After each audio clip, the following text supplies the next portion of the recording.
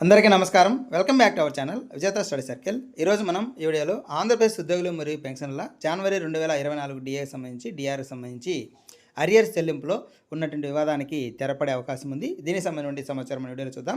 అంతకంటే ముందుగా మన ఛానల్లో ఉద్యోగులు మరియు పెన్షన్లకు సంబంధించి జీతాలు, పెన్షన్లు, డిఏ, పిఆర్సీ, సర్వీస్ మ్యాటర్స్ సంబంధించిన ప్రతి అంశాన్ని వివరిస్తూ విశ్లేషణ చేస్తూ 100% ఖచ్చితమైన తాజా సమాచారంతో వీడియో చేయడం జరుగుతుంది.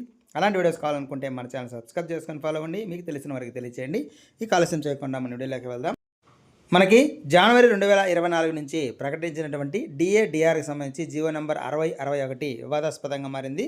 అందులో డిఏ డిఆర్ అరియర్స్ సంబంధించి చెల్లింపులో ఉద్యోగులకి మరియు పెన్షనర్స్కి చాలా తీవ్ర నిరాసక్త ఎదురైంది.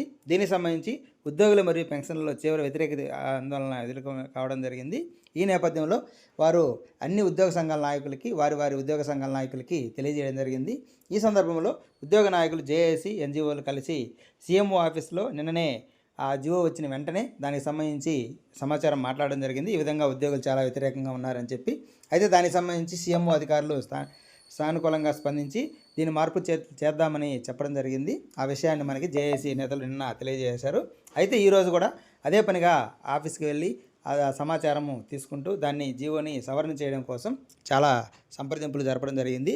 ఈ నేపథ్యంలో వారికి ఈ సీఎంఓ అధికారులు 1-2 రోజుల్లో దీనికి సంబంధించి సవరణ జీవోని విడుదల చేస్తున్నట్లుగా తెలియజేశారు. దీనికి సంబంధించి రెగ్యులర్ ఉద్యోగులకు కానీ, సిపిఎస్ ఉద్యోగులకు కానీ, పెన్షనర్లకు కానీ అందరికి కూడా 3 సమాన వాయిదాల్లో ఈ డిఏ లేదా డిఆర్ అరియర్స్ చెల్లించే విధంగా సవరణ చేసినటువంటి డిఏ డిఆర్ జీవో మనకి ఈరోజు లేదా రేపు విడుదలవుతుంది. దీనికి సంబంధించి ఈ న్యూస్ ద్వారా మనకి సమాచారం రావడం జరిగింది. అయితే ఆ 3 విడతలు ఎప్పటి నుంచి ఇస్తారనే దానికి సంబంధించి ఇంకా క్లారిటీ రావాల్సి ఉంది. దీంట్లో మనకి సవరణ జీవోలో మాత్రం పూర్తిగా దానికి సంబంధించి సమాచారం వచ్చే అవకాశం ఉంది. దాదాపుగా ఈ ఫైనాన్షియల్ ఇయర్ 2026-27 ఫైనాన్షియల్ ఇయర్లో మొదటి నుంచే మనకి దీనికి సంబంధించి 3 సమాన వాయిదాల్లో టీఏ లేదా డిఆర్ అరియర్స్ చెల్లించే అవకాశాలు ఎక్కువగా కనిపిస్తున్నాయి. ఎందుకంటే ఉద్యోగుల్లో తీవ్ర వ్యతిరేకత ఎదురైంది. అంతకుముందు కూడా ఈ విధంగా ఈ డిఏ అరియర్స్ని ఈ ఇన్స్టాల్మెంట్ రూపంలో ఇవ్వడాన్ని చాలా తీవ్రంగా వ్యతిరేకించారు.